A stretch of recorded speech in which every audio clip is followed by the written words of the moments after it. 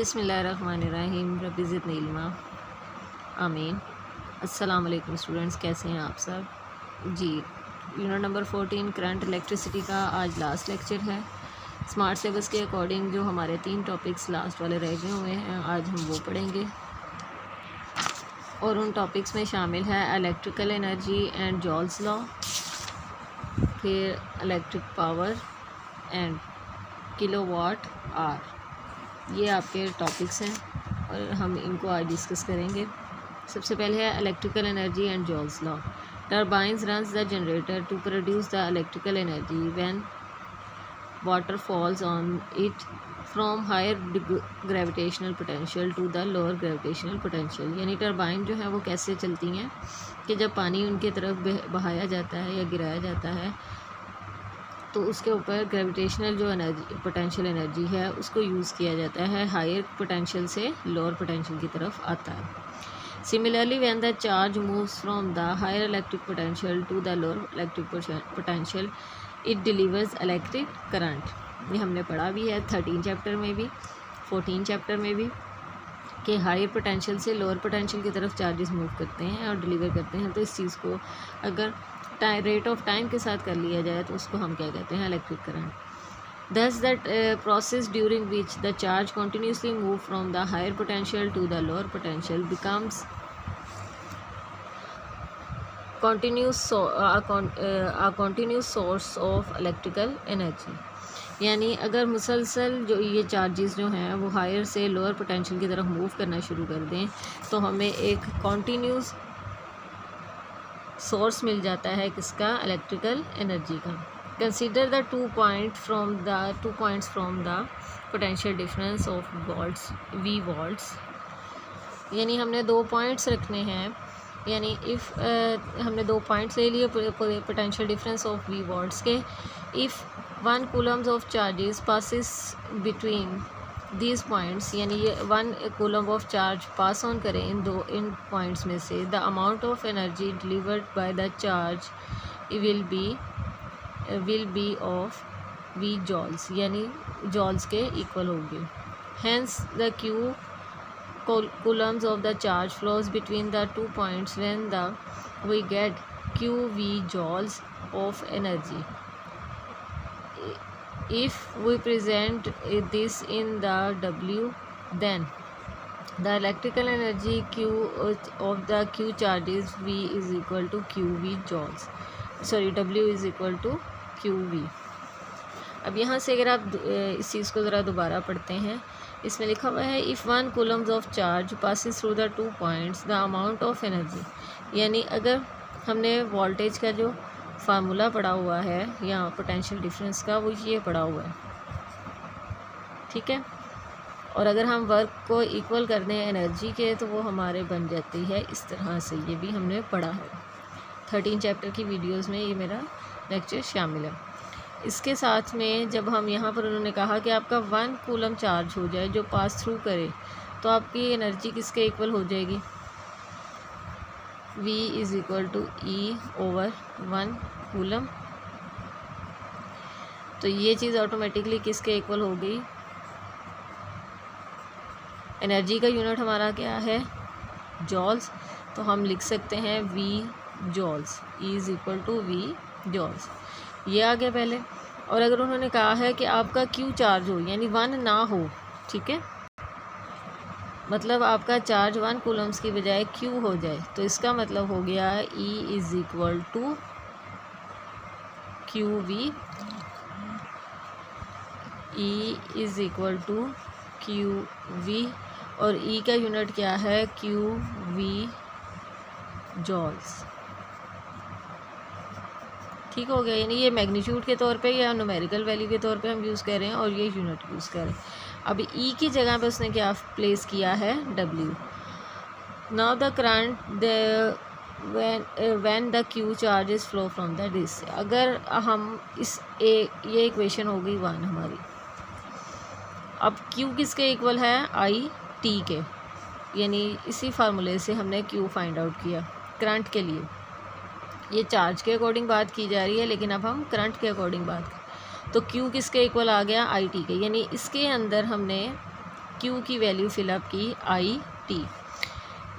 This electrical energy is converted into heat and other form of circuits, यानी हम इसको different energies में यानी डिफरेंट एनर्जीज़ में कन्वर्ट करते हैं। नॉर्मली ये हीट में और किसी और फॉर्म में कन्वर्ट होती है। तो ओहम्स लॉ के according V is equal to IR। अब हमने पहले Q की वैल्यू फिलअप की थी, अब हम इसमें V की वैल्यू फिलअप करेंगे। तो V is equal to IR। अब हमने ये इक्वेशन 2 के अंदर ये वैल्यू फिलअप की, तो हमारे पास आ गया W is equal to V square RT और I स्क्वायर RT, और यहाँ पर आएगा, अगर इन दोनों को कंबाइन किया जाता है तो ये बन सकता है V स्क्वायर TR। वो इस तरह से कि आप इसके एक R को ऊपर भी मल्टीप्लाई करें और नीचे भी, और इस IR को मिलाकर V स्क्वायर बना दें। ये देखें यहाँ पर W is equal to I square RT, और अगर हम इसको लिख दें I square RT multiply R over R, तो ये बन जाएगा I square R square T over R। इस पूरे को हम लोगों ने, यानी ये दोनों साइड्स पे स्क्वायर हो जाए, तो इस पूरे की जगह हम लिख सकते हैं V square T over R, और यहाँ आ जाएगा W। तो यहाँ पर देखें W is equal to V square T over R। अब यहाँ से उसने कहा है कि इसको हम क्या कहते हैं, this equation is stated as a Joule's law, यानी कौन सी इक्वेशन को हम जॉल्स लॉ के इक्वल कंसीडर करते हैं, ये वाली इक्वेशन को। The amount of heat generated in a resistance due to the flow of charge is equal to the product of square of current, resistance and time duration, यानी जो amount of heat है असल में ये जो energy supplied bye है, जिसे W को हम W को या E को हमने W के साथ रिप्लेस किया, तो अमाउंट ऑफ हीट जो है वो क्या है, यानी एनर्जी की जो वैल्यू आएगी जो सप्लाइड की जा रही है वो किसके इक्वल है, स्क्वायर ऑफ करंट के, रेजिस्टेंस के और टाइम ड्यूरेशन के प्रोडक्ट के इक्वल है। ठीक है। This energy can be utilise in the different useful purposes. For example, bulb convert this energy into light, heater and iron into heat, fans into mechanical energy. Usually this energy appears as heat in resistance, यानी आम तौर पे ज़्यादातर जो form है वो resistance में heat की फॉर्म में है। This is the reason that we get heat as the current passes through a heater, यानी यही वजह है कि हम हीटर के ज़रिए जो करंट पास ऑन करता है उसको हम उस करंट को वो जो करंट है वो पास ऑन करके हीटर को हीट अप कर देता है। और यहाँ पर भी अगर आप देखें तो amount of heat it's the meaning amount of energy. ठीक है। तो अमाउंट ऑफ एनर्जी और जॉल्स लॉ जो है वो जॉल्स का आप पता है साइंटिस्ट हैं, और 9th क्लास में हमने जॉल्स वर्क और एनर्जी का रिलेशन पढ़ा था जी। नेक्स्ट टॉपिक है स्मार्ट सेवर्स के अकॉर्डिंग इलेक्ट्रिक पावर। हमने जैसे कि पढ़ा भी हुआ है 9th में, the amount of energy supplied by any body on the rate of time, ये यूनिट टाइम में या वर्क का जो हम रेट लेते हैं उसको हम पावर बोलते हैं। तो यहाँ पर अगर आप थोड़ा सा चेंज इलेक्ट्रिक पावर के लिए चेंज करेंगे डेफिनेशन को, the amount of energy supplied by current, यानी करंट जो एनर्जी देगा इन यूनिट टाइम उसको हम क्या कहेंगे, इलेक्ट्रिक पावर। अब यहाँ से अगर आप वैल्यू वही फार्मूला हम यूज़ करेंगे, power is equal to work over T, electrical energy over T, जो हमने यहाँ पर एनर्जी को W के साथ रिप्लेस किया था। ठीक है, पिछले टॉपिक जी। अब यहाँ से अगर आप देखें तो W is equal to QV, ये हमने पिछले टॉपिक में पढ़ा भी है। और वो कैसे, क्योंकि आपकी V का जो फार्मूला है वो है W ओवर Q। तो यहाँ से अगर W हम निकालते Q और W हम निकालते हैं तो वो आपका बन जाता है W is equal to QV। तो वो हमने इसकी वैल्यू की जगह, यानी ये जो फर्स्ट इक्वेशन जो फार्मूले के अकॉर्डिंग हमने लिखी है उसमें फिल किया। अब Q की जगह पर हमने क्या फिल करना है, उसकी Q की वैल्यू। Q की वैल्यू क्या है आपकी करंट के according, I is equal to Q over T। तो Q यहाँ से बन जाएगा आपका IT। जब Q की जगह पर हमने IT फिल किया, यानी यहाँ पर अगर हम I और T फिल करते हैं तो T के साथ कैंसिल आउट हो गया, तो आपके पास सिंपल बचा IV। और अगर V की जगह हम IR फिल करते हैं ओहम्स लॉ के अकॉर्डिंग, तो वो हमारा बन जाता है I मिलकर बन देता है I² और ये बन जाता है R। ठीक हो गया। यानी वही प्रोसीजर जो कि हमने यहाँ पर अभी जॉल्स लॉ में किया था कि पहले Q की वैल्यू फिल की, फिर V की वैल्यू फिल की। इसी तरह हमने यहाँ पर भी किया कि हमने यहाँ से पावर का फार्मूला सिंपल जो डेफिनेशन के अकॉर्डिंग बनता है, वर्क ओवर टाइम, यानी with the rate of doing work या रेट ऑफ एनर्जी। ठीक है, तो यहाँ हम क्योंकि इलेक्ट्रिक करंट पढ़ रहे थे, इलेक्ट्रिक पावर पढ़े थे, तो हमने यहाँ पर amount of energy supplied by a current पढ़ा। In current when the current I passing through a resistance, the electric power of that generates heat in the resistance is given by I² R। यानी अगर एक current pass on कर रहा है एक resistance के अंदर से, ये रेजिस्टेंस के लिए ये फार्मूला है, हम रेजिस्टेंस को जब डिस्कस करते हैं तो electric power that generates heat resistance is given by, यानी तब पावर क्या हो जाएगी I² R। The unit of electric power is watt which is equal to 1 joules per second. ये 9th में भी आपने पढ़ा है। वर्क का जो यूनिट बनता है जॉल और टाइम का यूनिट बनता है सेकेंड, तो वो जॉल पर सेकेंड है। It represented by the symbol W, capital W। Electric watt की बात की जा रही है, ठीक है। Electric bulbs commonly used in houses consume 25 watts, 40 watts, 60 watts, 75 watts and 100 watts of electric power.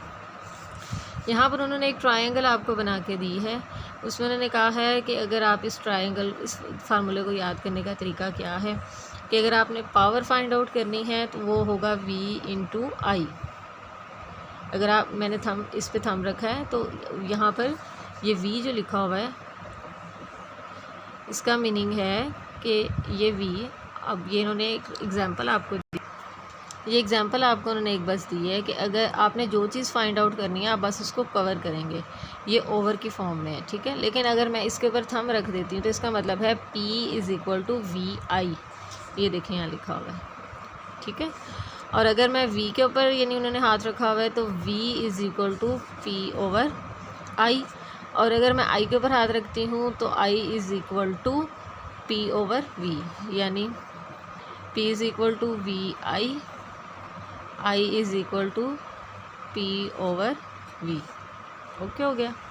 अब नेक्स्ट हमारा जो लास्ट टॉपिक इस चैप्टर का लिया गया है स्मार्ट सिलेबस में, वो है kilowatt hour. Electric energy is commonly consumed in very large quantity for the measurement of which the joules is very small unit. यानी आजकल के दौर में हमारे यहाँ पर बहुत ज़्यादा, यानी आपको पता है इलेक्ट्रिसिटी सबसे ज़्यादा यूज़ होने वाली अब हमारा एनर्जी सोर्स डिवाइसेस है, यानी बहुत सारे डिवाइसेस जो हैं वो हमारे इलेक्ट्रिकल एनर्जी पे चलते हैं। तो इसकी वजह से अगर हमने इसका कंज्यूमिंग यानी इसका यूज़ इस्तेमाल करना हो जो आपके इलेक्ट्रिक बिल्स पे आता है, तो अगर आप वो नोट करें तो वो जॉल्स में नहीं आता है, वो किलोवाट आवर में आता है। यानी आपके जो मीटर हैं उनके ऊपर लिखा होता है किलोवाट आवर, यानी स्मॉल के W और ऐसे R लिखा होता है, ठीक है। The electric energy is commonly consumed in a very large quantity for the measurement of which joules is very small unit, hence very large unit of electrical energy is needed which is kilowatt hour. It is defined as the amount of energy delivered by a power of 1 kilowatt in 1 hour is called kilowatt hour।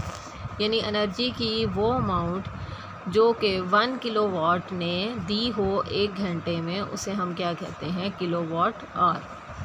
1 kilowatt hour is equal to, यानी ये आपका एक most important short question बनता है कि 1 kilowatt hour is equal to how many joules. ठीक है, तो उसके लिए इजी वे क्या है, एक तो यहाँ पे देखें 1 किलो लिखा हुआ है, 1 किलो लिखा हुआ है, तो आप यहाँ पर 1000 लिखेंगे और वाट वैसे का वैसे ही आएगा, मल्टीप्लाई 1 आर, ये आर लिखा हुआ है। ठीक है, तो यहाँ पर आएगा 1 आर।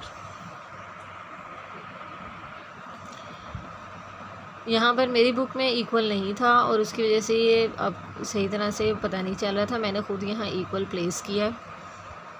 तो अगर आप यहाँ पर इसको ब्रैकेटाइज भी करना चाहें तो इसका मीनिंग यही बन जाता है कि ये चीज़ किसके इक्वल हो जाती है, इसके इक्वल। ठीक है, वैसे यहाँ इक्वल ज़्यादा बेहतर है, और अगर आप इक्वल साइन यहाँ प्लेस करते हैं तो आप यहाँ से देखें 1 kilo is equal to 1000, watt वैसे का वैसे ये भी रहेगा, और time is equal to 1 hour. तो यहाँ से 100 वाट्स और आवर्स को हमने सेकंड, क्योंकि स्टैंडर्डाइज्ड हमारी जो फॉर्म है टाइम की, यानी स्टैंडर्डाइज्ड यूनिट जो है वो है सेकंड, हमने सेकंड में कन्वर्ट कर लिया। अब यहाँ से अगर आप देखें तो 1000 डिवाइडेड बाय 3600, अब जब इसको डिवाइड हमने मल्टीप्लाई कर लिया तो उसके बाद हमारे पास ये वैल्यू आई। जॉल्स कैसे आया, क्योंकि वाट जो है वो किसके इक्वल है, जॉल्स पर सेकंड के, और ये वाला सेकंड मल्टीप्लाई हुआ तो ये सेकंड एक दूसरे से कैंसिल आउट हो गए, तो आपके पास सिर्फ क्या बचा है, जॉल्स बचा।